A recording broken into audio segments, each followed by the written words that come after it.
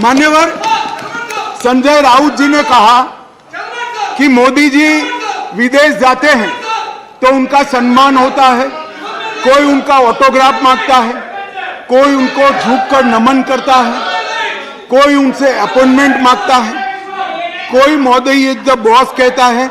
वो सम्मान मोदी जी का नहीं है, देश का सम्मान। मैं यही कहना चाहता हूं, हमारे मन में कोई मुगलता नहीं है कि ये नरेंद्र मोदी व्यक्ति का सम्मान है, ये नरेंद्र मोदी नाम के देश के प्रधानमंत्री का सम्मान। मगर इतने सारे देश के राष्ट्रपति, प्रधानमंत्री, राष्ट्राध्यक्ष भारत के प्रधानमंत्री को सम्मान देते हैं, इससे देखकर आप भी जरा देना चालू करो तो थोड़ा अच्छा दिखेगा। मान्यवर, कम्युनिस्ट पार्टी के 2 सदस्यों ने मेरी पार्टी का उल्लेख देकर कहा कि मेरी पार्टी का आजादी के आंदोलन में कोई इतिहास नहीं है, हिस्सा नहीं।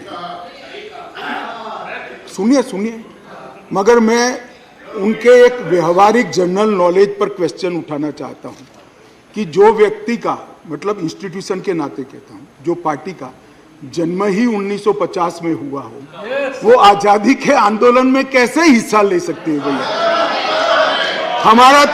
हमारी पार्टी का जन्म ही 1950 में हुआ, हम कैसे आजादी का आंदोलन लड़ेंगे?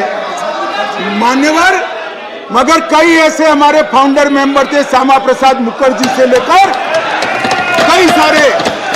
आज बंगाल अगर भारत में है तो श्यामा प्रसाद मुखर्जी के कारण है, और अगर आज कश्मीर भारत में है तो श्यामा प्रसाद मुखर्जी के कारण। और मान्यवर, ये कह रहे थे ये नागपुर से इशारा आता है, नागपुर से। ठीक है भाई, चलो 1 सेकंड के लिए मेरी बात मान लो, नागपुर से इशारा आता है, आपकी बात को मैं मान लेता हूं, मगर नागपुर तो भारत का हिस्सा है, रसिया या चीन नहीं है। आपकी पार्टी तो रसिया और चीन से इशारा लेती थी। मान्यवर, ये मुझे क्या कह रहे हैं?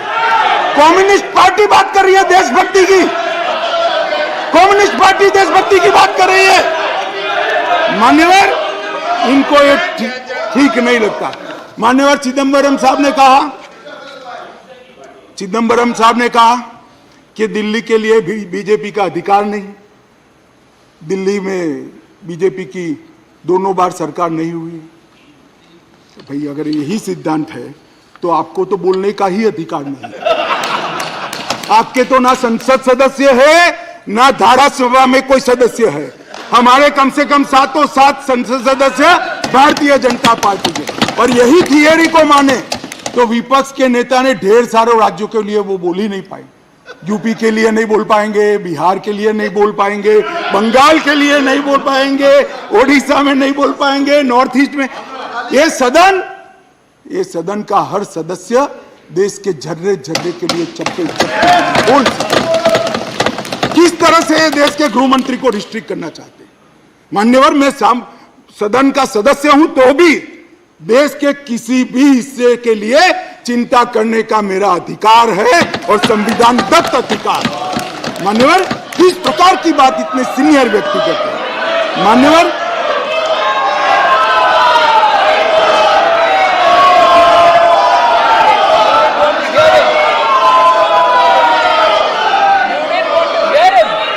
मान्यवर, मान्यवर, मणिपुर के लिए भी मैंने सदन से पहले ही आपको पत्र लिखा है कि मणिपुर के लिए चर्चा के लिए मैं तैयार हूं। आज भी कहता हूं, अभी 11 तारीख बाकी है, हमें कुछ छिपाना नहीं है। छुपाना आपको है जो चर्चा होने नहीं देते हैं, आपको छुपाना है।